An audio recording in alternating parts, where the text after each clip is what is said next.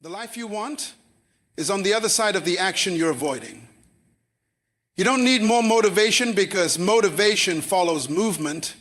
You need to decide that inaction is no longer an option. Push through the resistance and show up for the future God has already prepared for you. So today, I want you to open the door. If it doesn't open, knock with boldness. If it stays shut, force the door. And if it's still persistent, break the door down, because your destiny is crying out for rescue, and it can no longer wait for your hesitation. Never forget, action precedes clarity. In a few minutes, I will show you a simple shift that forces you into action even when you don't feel like it, so your potential will not slip through your fingers. 1. The price of inaction. Have you ever sat alone and thought, what could my life have been if I just acted sooner? So many people are not suffering because of failure, they're suffering because of inaction. They didn't try. They didn't step out. They waited, hesitated, delayed, and eventually they buried their dreams in silence. Inaction is expensive. It doesn't always look like destruction at first, but over time it eats away at purpose, joy, and opportunity. You miss open doors. You lose time you can never recover. And the saddest part, you don't even realize how much you've lost until it's too late. Proverbs chapter 24, verse 30 to 34. I went by the field of the slothful, and by the vineyard of the man void of understanding. And lo, it was all grown over with thorns, and nettles had covered the face thereof, and the stone wall thereof was broken down. Then I saw and considered it well. I looked upon it and received instruction. Get a little sleep, a little slumber, a little folding of the hands to sleep. So shall thy poverty come as one that traveleth, and thy want as an armed man. You see, the ruin didn't happen in a day. It was gradual. It came from choosing comfort over calling, rest over responsibility, delay over discipline. What about you? What dream did you bury because you were afraid to try? What vision did God give you that you let sit on the shelf because you thought you weren't ready? Let me tell you about a young woman who was called to start a mentorship program for teenage girls in her community. She had the heart, she had the plan, but she waited. She told herself she needed more training, more money, more time. 2 years later, one of the girls she could have mentored ended up in a life-altering tragedy.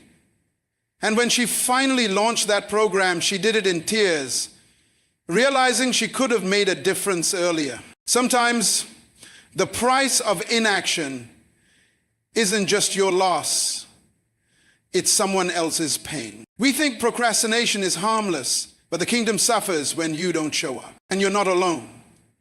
Look at the man in John chapter 5, the one who had been lying by the pool for 38 years. Jesus didn't say, I understand life has been hard. No. He said, do you want to be made whole? Because at some point you have to want it badly enough to move. You can't afford to keep waiting.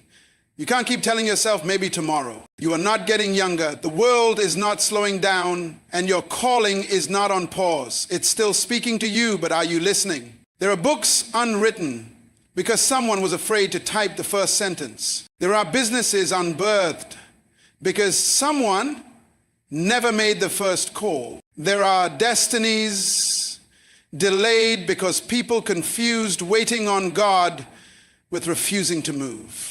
Don't let that be your story. Let the ruins of the lazy man's field be your warning. Inaction costs more than effort. Number 2, let me open your eyes to God's pattern of action and responsibility. Imagine for a moment if David had said, let me wait until I become king before I learn how to fight. Or if Peter had told Jesus, I'll follow you once my fishing business is stable. Or if Paul had said, maybe later, Lord, I'm busy traveling. But that's not how God operates. God's pattern has always been to call people while they are in motion, while they're doing something. He called David while he was tending sheep. He met Peter while he was casting his nets. He stopped Paul in his tracks while he was actively moving on the road to Damascus. What does that tell us? Action triggers divine attention. God doesn't wait for you to be perfect before he moves in your life. He waits for you to start.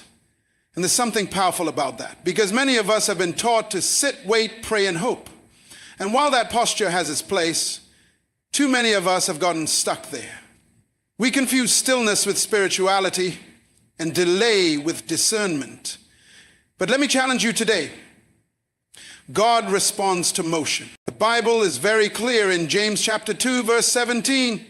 Faith by itself, if it is not accompanied by action, is dead. In other words, if you believe but you don't move, you cancel your own faith. You can't say you trust God to open the door and refuse to stand up and walk toward it. Faith isn't what you say with your mouth. It's what you're willing to do with your feet. God blesses faith in motion. God blesses obedience wrapped in movement. He doesn't call the frozen. He calls the faithful. He told Abraham, leave your father's house. And Abraham had to pack before the promise could manifest. He told Noah to build an ark before it ever rained. That's not just belief, that's action, that's obedience. That's the pattern. And if you need any more evidence of God's mindset about responsibility and movement, just look at what he told Moses in Exodus chapter 14, verse 15. The Israelites were stuck between the Red Sea and Pharaoh's army. They were terrified, and Moses did what many of us do. He cried out to God. But God's response is shocking. He said, why are you crying out to me? Tell the Israelites to move on. Did you catch that? God didn't say, pray more. He didn't say, wait for me to part the sea. He said, move on. Why? Because the miracle was already waiting. The movement of the water was waiting on the movement of their feet. God was saying, I've done my part. Now it's your turn. You want breakthrough? Start walking. You want change? Get moving. This is where most people miss it. They want to see the sea part before they take a step. But God's pattern is this. You move, then I'll make a way. You step out, and I'll show up. There are doors in your life that won't open until your hand touches the knob. There are answers waiting for the sound of your footsteps. There is a miracle waiting at your next move. But if you stay stuck in fear, you'll never see it. Some of you have been crying, praying, waiting. But God is saying today, move on. Apply for the job. Start the business. Write the book. Make the call. Begin the ministry. You've cried long enough. You've doubted long enough. Now is the time to act. Listen to me.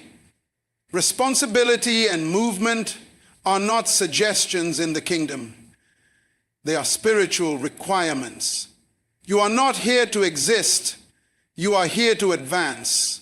You are not here to merely survive. You are here to serve, lead, build, and overcome. And that doesn't happen by... Faith is not just an idea, it is a force. It is power with direction. And when you combine your faith with obedience, and your obedience with motion, God breathes on your effort. That's when supernatural things begin to happen. You don't need to know how it will all work out. You just need to move. David didn't know that Goliath would fall with one stone. Peter didn't know what would happen when he left his nets.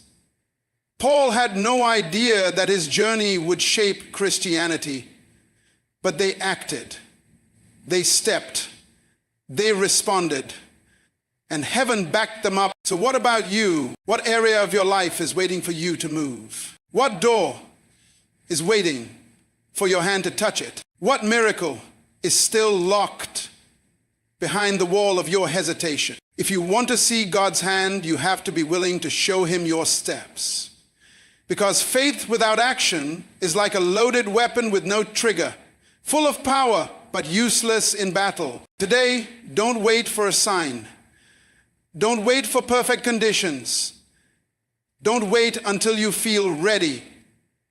Because God meets movers. He partners with people who press forward. If you take the first step, he'll take care of the next 10. Faith without works is dead, but faith that moves can resurrect everything around you. So get up, move, and watch God move with you. Let's go to the third one. The excuses we tell ourselves. Let me talk to you today not just as a speaker, but as someone who has stood exactly where you're standing. At the edge of possibility, with 1,000 reasons whispering why now is not the time. If we're honest, we all do it. We come up with the best sounding excuses, cloaked in logic, dressed in caution, soaked in delay. We say things like, I'm not ready yet, or I'll start when things settle down, or let me pray a little more about it. And while prayer is powerful and waiting can be wise, there is a fine line between waiting on God and using God as an excuse to avoid obedience. Truthfully, the biggest obstacle standing between you and your breakthrough is rarely your environment, it's your internal dialogue. It's the fear that says, what if I fail? It's the doubt that whispers, you're not good enough. It's the laziness that convinces you you deserve to rest just a little longer. It's the deception of waiting for the perfect moment when deep down we know that moment may never come. Now consider this. Ecclesiastes chapter 11 verse 4 says, whoever watches the wind will not plant. Whoever looks at the clouds will not reap. That means if you're always looking at conditions, you'll never get anything done. If you're waiting for everything to feel just right, you'll keep missing the very moment God has placed in front of you. Furthermore, sometimes we overthink preparation so much that we talk ourselves out of purpose. We think we need a better education, a bigger platform, more support, more money, more time. But God has never needed ideal circumstances to use someone. Think of Gideon, hiding in fear.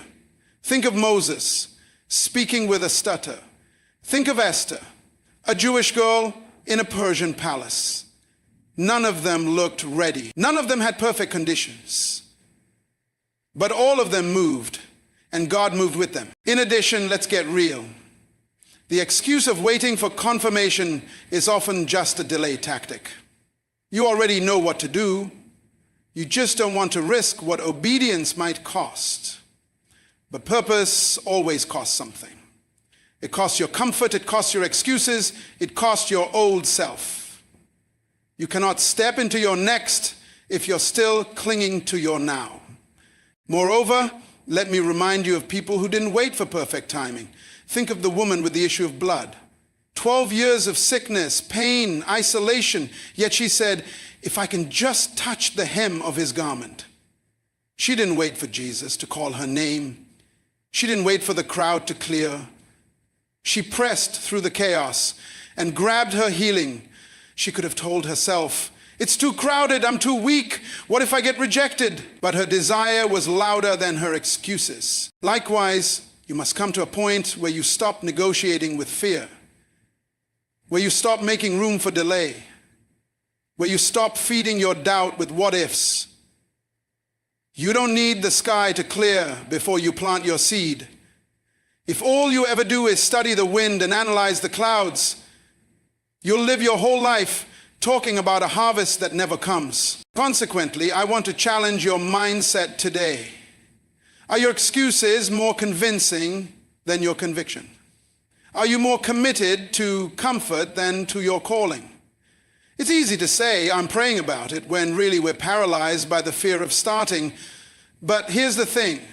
God can correct your direction once you're moving, but he can't steer a parked car. The steering wheel only responds when the wheels are turning. Additionally, think about the moments in your life when you made progress. Was it when everything lined up perfectly? Or was it when you decided, despite the chaos, I'm going to do it anyway? Most breakthroughs aren't born in quiet clarity. They come in messy obedience. You act, you trust, you stumble, you learn, you grow, and eventually you arrive. Beyond that, let me tell you what's really at stake. The longer you delay, the more time the enemy has to convince you that your dream is no longer valid. The longer you hesitate, the more likely you are to settle for less. The more excuses you make, the more numb you become to the urgency of your purpose.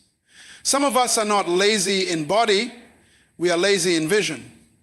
We've allowed delay to dull our passion and excuses to silence our roar. Therefore, today is the day to shake yourself free. Free from the lie that says you have to wait for a better moment. Free from the trap that tells you to watch the wind. Free from the comfort that has become your cage. I don't care what it looks like around you. I don't care what storms are brewing. Plant anyway, sow anyway, build anyway. The conditions may not be ideal, but your calling is eternal. Lastly, remember this: your obedience is more powerful than your fear. Your movement carries more weight than your excuses, and your purpose doesn't need perfect conditions. It just needs a willing heart.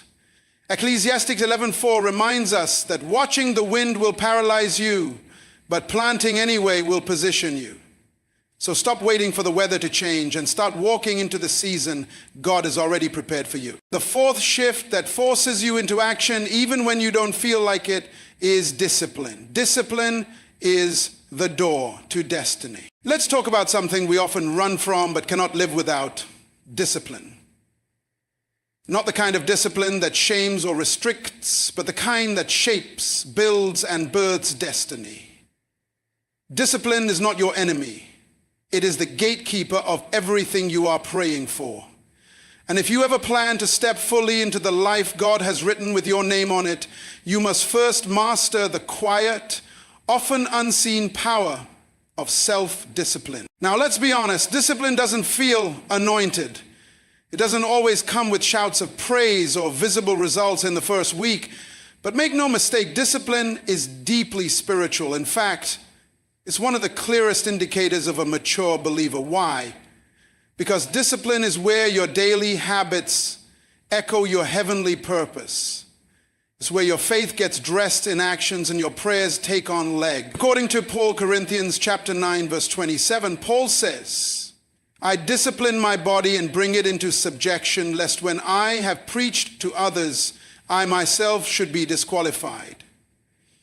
And that's Paul, an apostle who wrote most of the New Testament, saying, I could preach truth and still miss it if I don't discipline myself.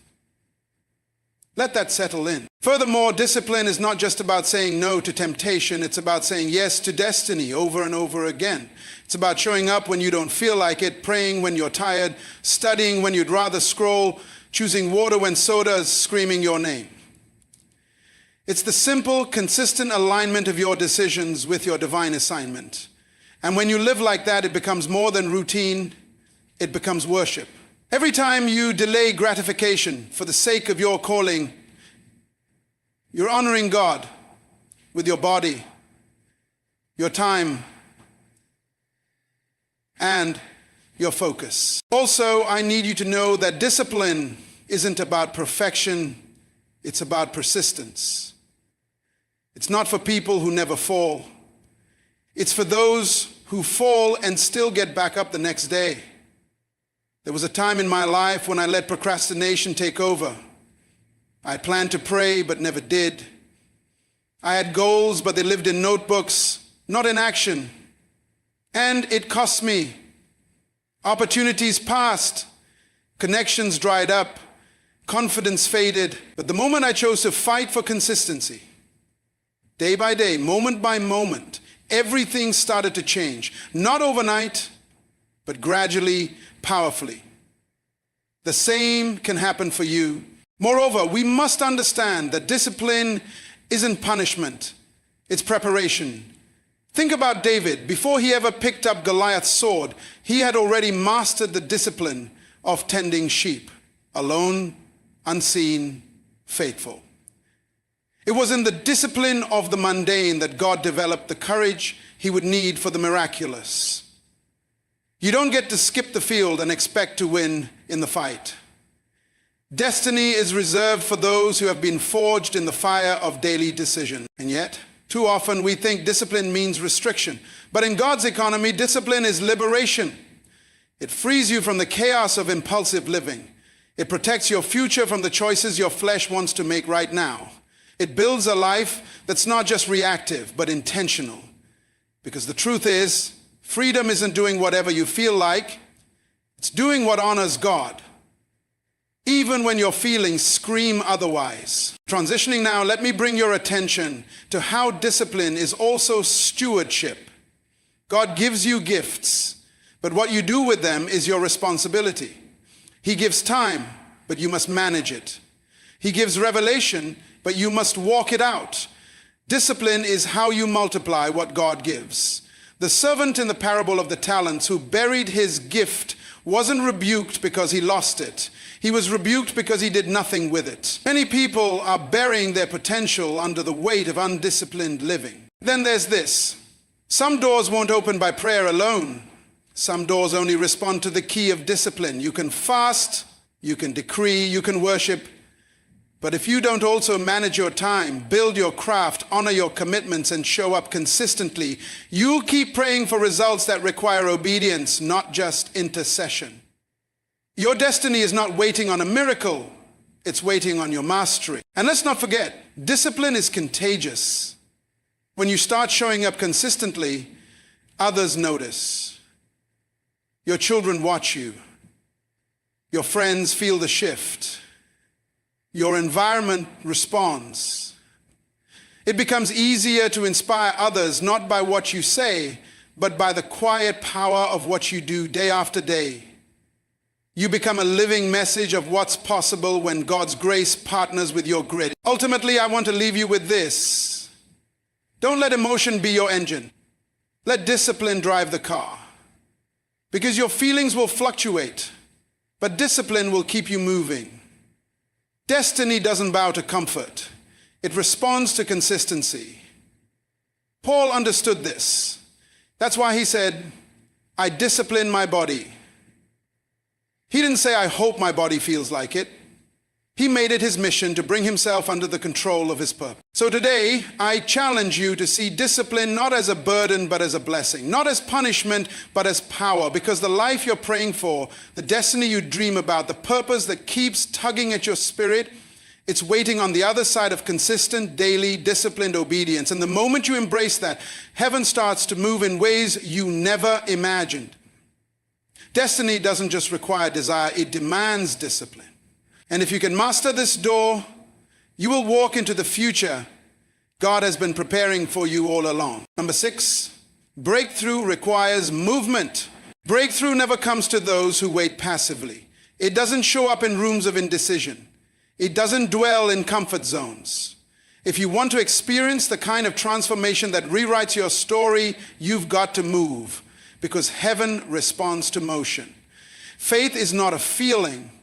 It's a decision, a movement, a deliberate step toward the very thing that scares you, challenges you, or even seems impossible. And until you learn to take that step, you might keep praying for a breakthrough that only moves when you do. Let me take you into one of the most powerful moments in Scripture. Luke chapter 8 from verse 43 to 48 tells us about a woman who had been bleeding for 12 years. She had seen doctors, spend everything she had, and was left with nothing but pain and shame.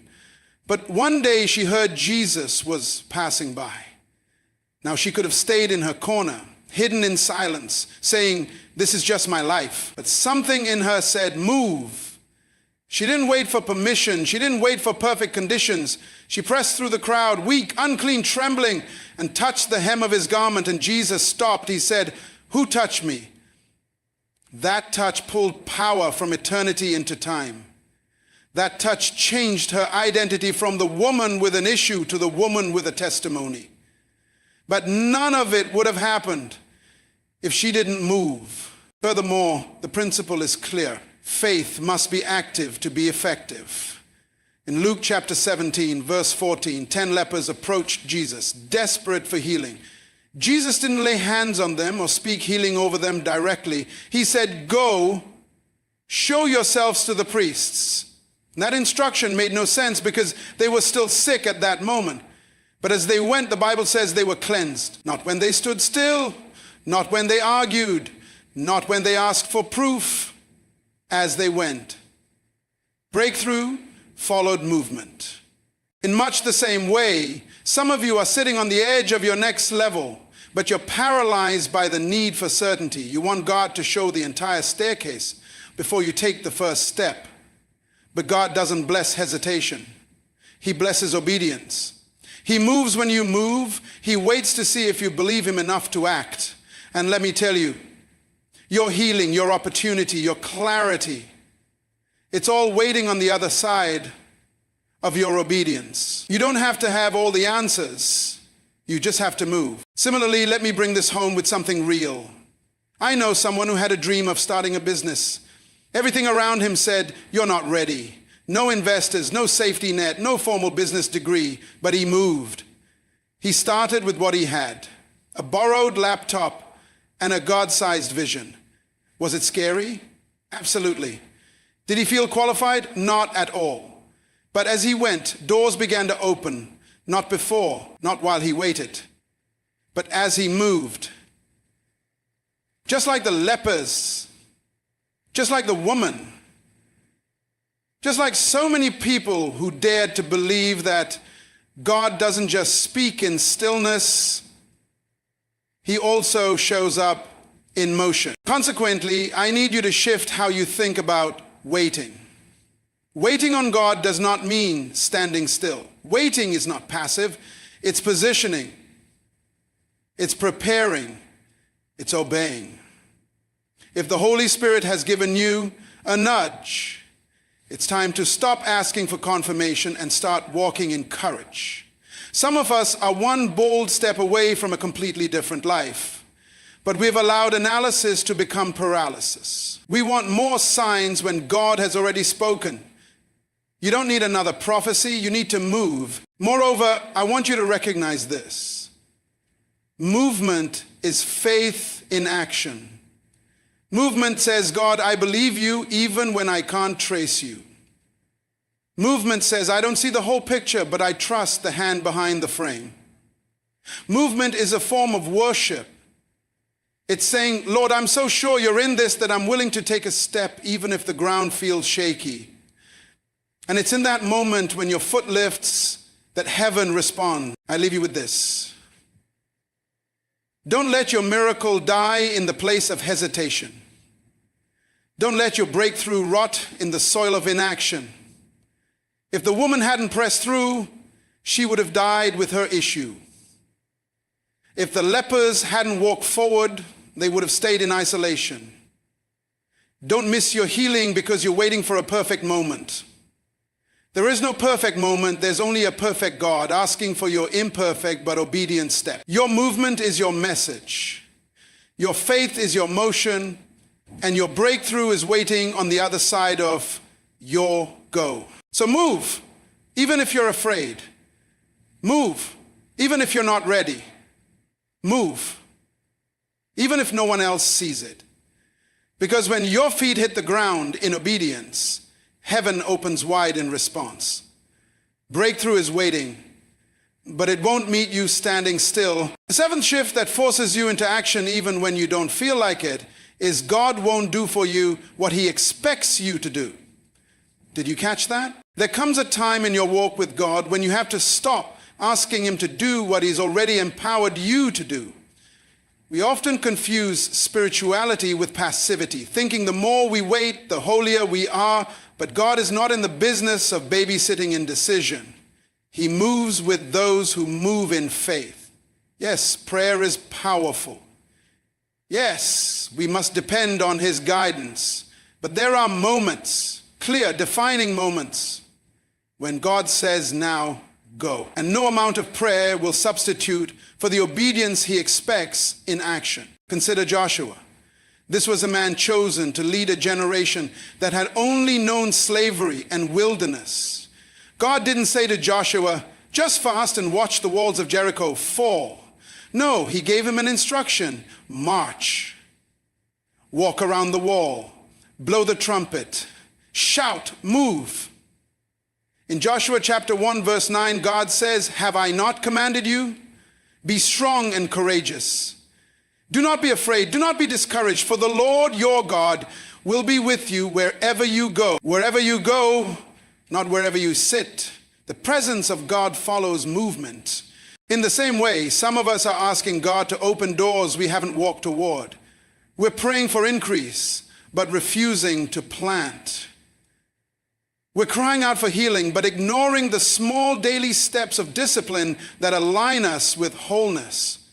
And then we wonder why nothing's changing. Let me tell you, it's not because God isn't faithful. It's because he's waiting on you to do what's already in your hands to do. He's not going to do your part. He empowers, but he doesn't override your will. He calls, but he won't force you to answer.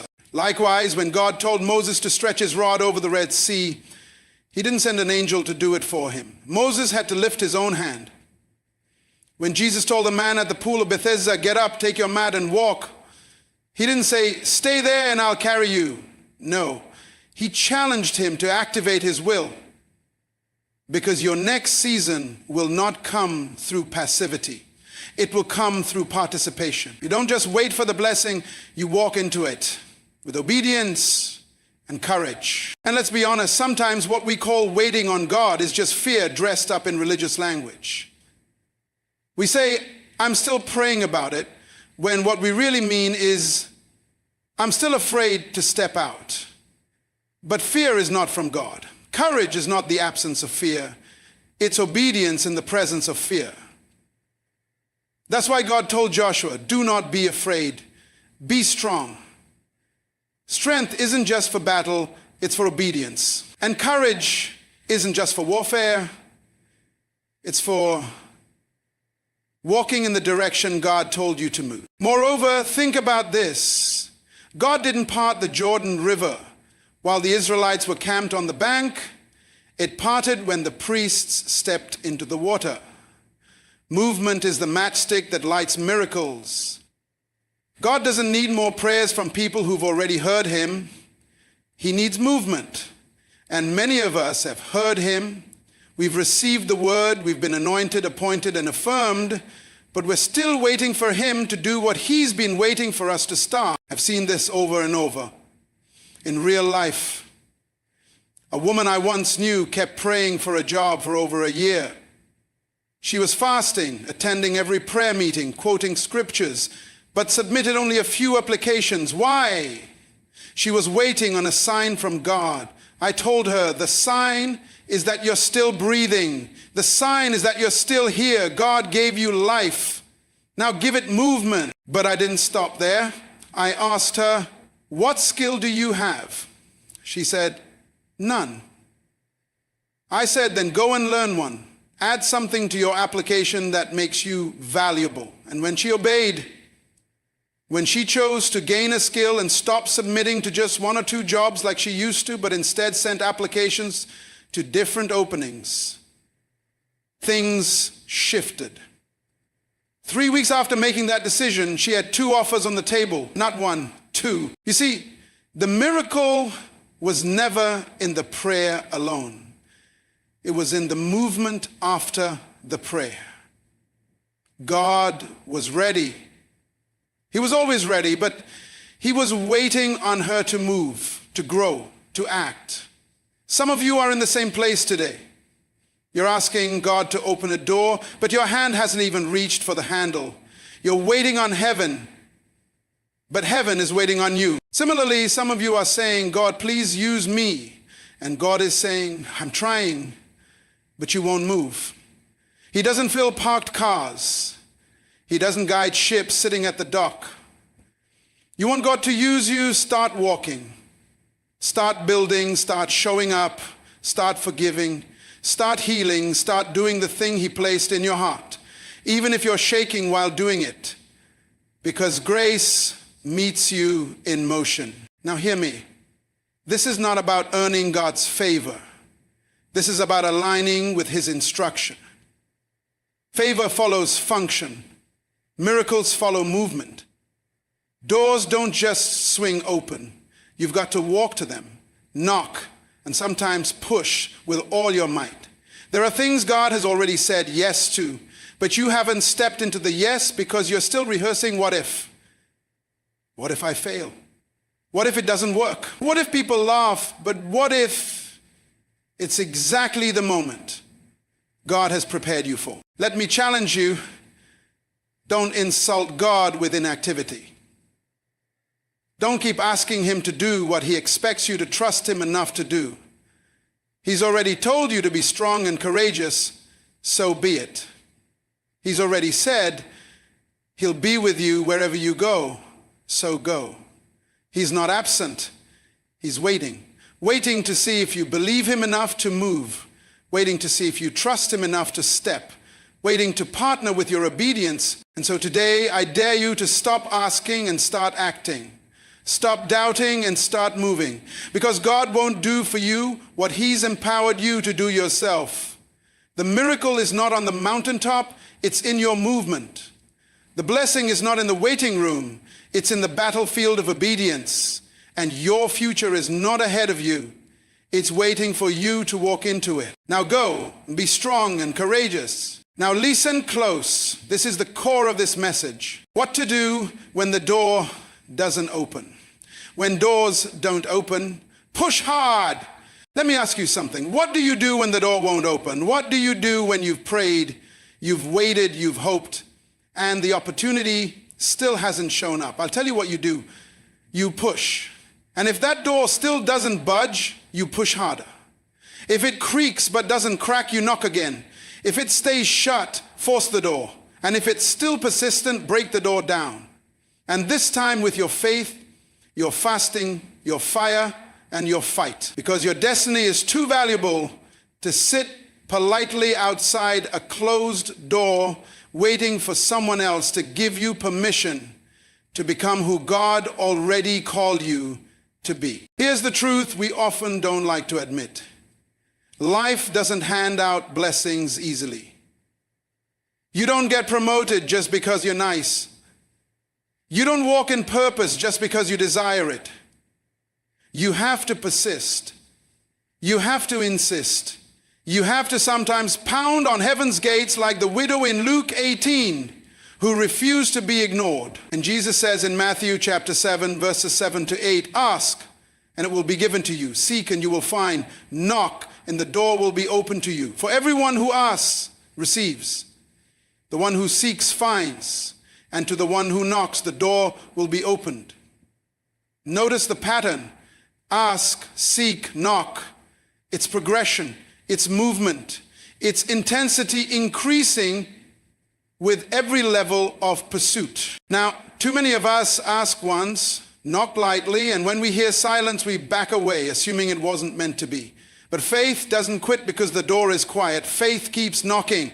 Faith doesn't look at a locked door and walk away defeated. Faith sees it as an invitation to prove how badly you want what God already said is yours. Furthermore, your destiny won't bow to timidity. You can't be polite about your calling. You can't tiptoe into greatness. You can't be bashful with purpose. The enemy of your soul is betting on you giving up when resistance shows up, but this is your moment to flip the script.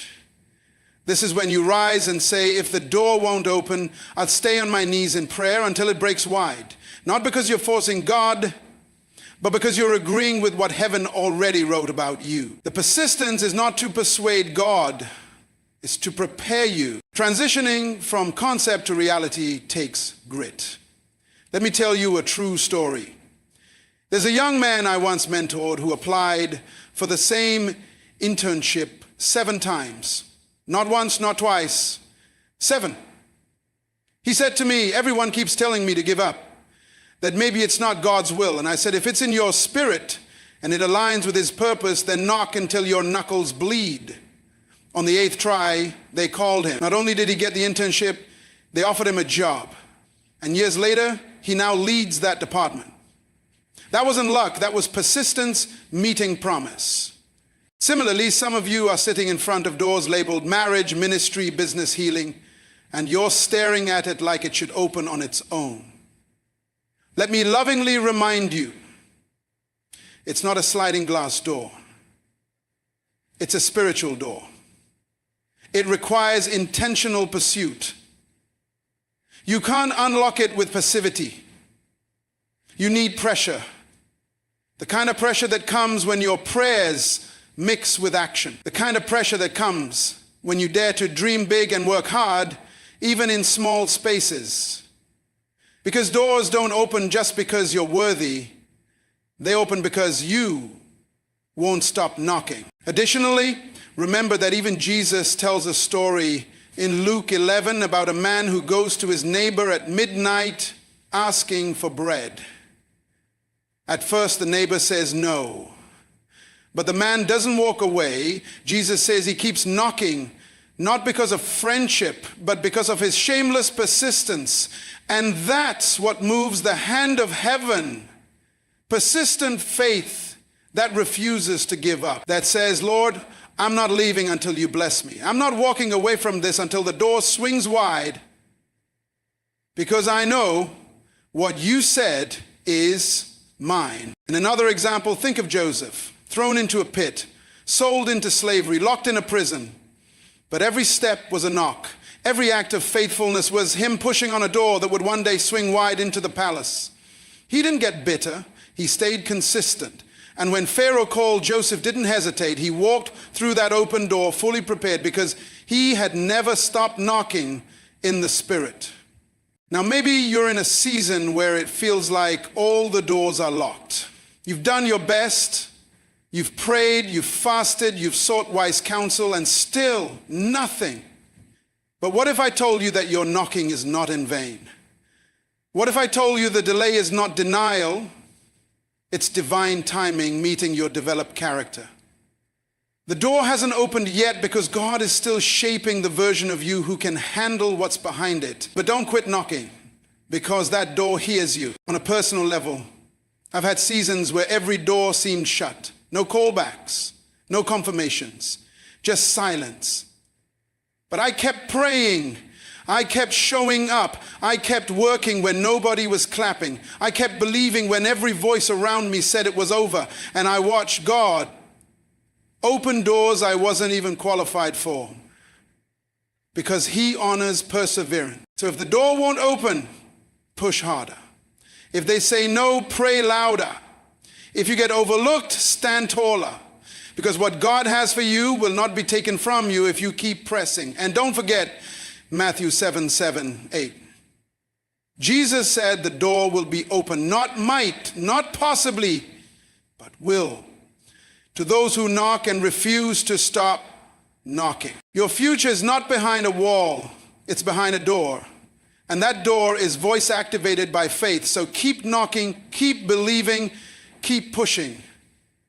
Because one day, your persistence will collide with God's promise. And when it does, you won't just walk through that door, you'll dance through it in victory. Number 9, surround yourself with action-driven people. Let me tell you a secret that could shift the entire direction of your life.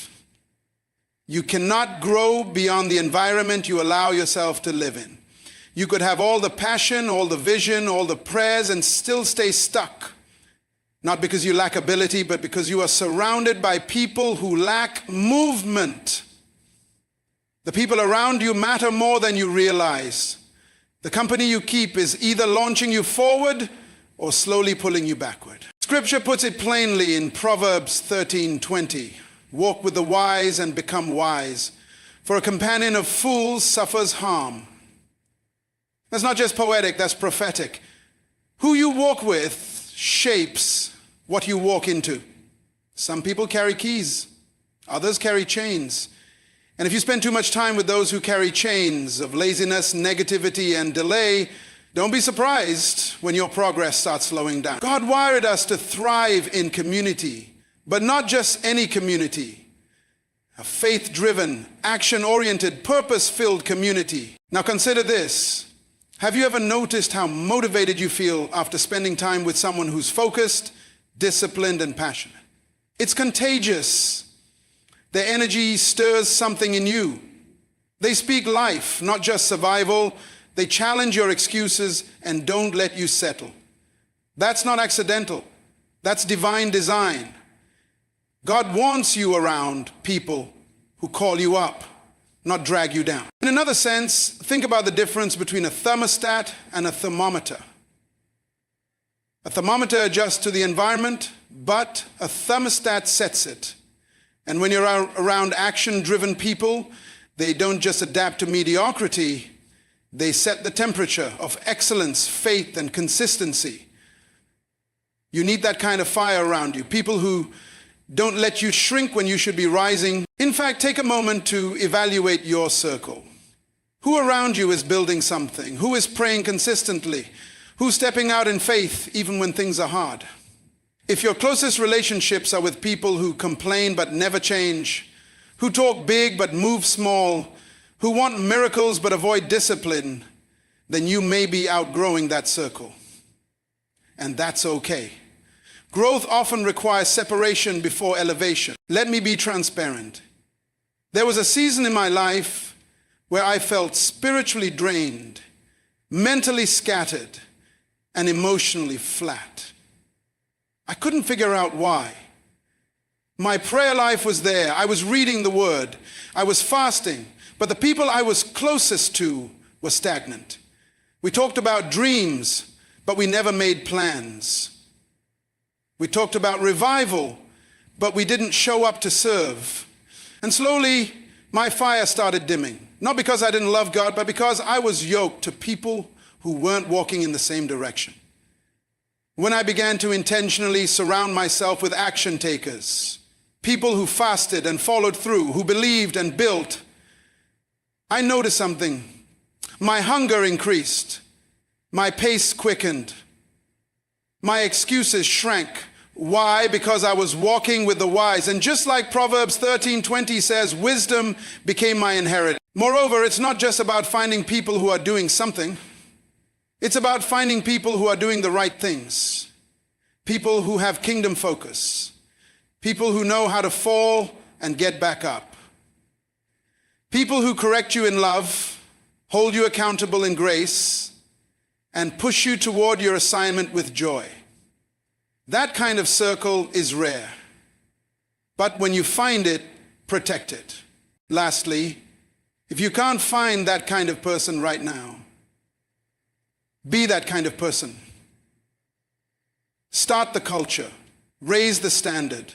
Someone is waiting for you to take that first step, to break the cycle of apathy in your circle. And as you lead with action, others will follow. Change doesn't always come from the loudest voice. It comes from the most consistent example. So hear me today. You want to go further? Walk with movers. You want to hear God more clearly? Walk with those who obey quickly. You want to rise out of delay and stagnation? Surround yourself with people who make progress their priority and purpose their path. Again, Proverbs 13:20, walk with the wise and become wise, for a companion of fools suffers harm. Your future is too important to be shaped by people who are comfortable going nowhere. So choose your circle prayerfully. Choose it wisely. Choose it with your destiny in mind. Because the people you walk with today are already influencing where you will end up tomorrow. Number 10, reset your mind daily. Every day you wake up, you are stepping onto a battlefield. Not with people, but with thoughts. Before you even check your phone, before your feet hit the floor, the war for your mind has already begun. And if you don't take control of it, something else will. Fear, comparison, doubt, or distraction. That's why it's not just a good idea. It's a spiritual necessity to reset your mind daily. Romans chapter 12, verse 2 says, be transformed by the renewing of your mind, Not the relaxing of your mind, not the entertaining of your mind, the renewing. That word means to make new again, to restore, to refresh, to clean out old patterns and fill them with truth. God is not trying to change your life without changing your thoughts, because transformation starts in your thinking. Think about it. Every habit you have started as a thought. Every step you took, good or bad, began in your mind. That means if we want consistent, godly action, we need consistent, godly thoughts. And those thoughts don't appear by accident. They are built day by day, word by word, truth by truth. And the best time to build them is first thing in the morning, when your mind is still tender, still open, still unshaped by the chaos of the world. So before social media speaks to you, let Scripture speak first. Before anxiety tries to creep in, let God's promises take up space. Don't wait until the world resets you. Beat it to the punch. Get ahead of the noise. Meditate on His word before you meditate on your worries. That's how habits form. When your thoughts are constantly aligned with truth, one verse, one declaration, one surrendered morning at a time. You don't have to figure everything out today, but you do need to take your thoughts captive. You do need to renew your mind. And when you do it daily, when you refuse to let yesterday's mindset lead today's purpose, you become a different person. A stronger one, a clearer one, a transformed one. Be transformed by the renewing of your mind. That's not just instruction. It's your invitation to freedom. Finally, I want to leave you with this truth. You are not powerless. You were never meant to face life's challenges, decisions, or calling by yourself. There is a power already inside you, and it's not rooted in fear, hesitation, or human effort. It's rooted in God. 2 Timothy chapter 1, verse 7 says, "For God has not given us the spirit of fear, but of power and of love and of a sound mind." That means everything you need to take action, bold action, consistent action, God-led action, has already been deposited inside you through the Holy Spirit. You are not trying to climb the mountain alone. You are not waking up every morning to drag yourself through life. No, you've been equipped. You've been filled. You've been empowered. The Holy Spirit is not just your comforter, He's your activator.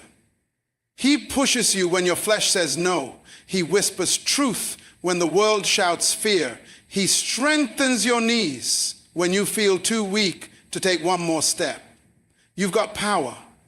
Real, divine, supernatural power. But it must be activated through obedience, through belief, through movement. So stop waiting to feel ready.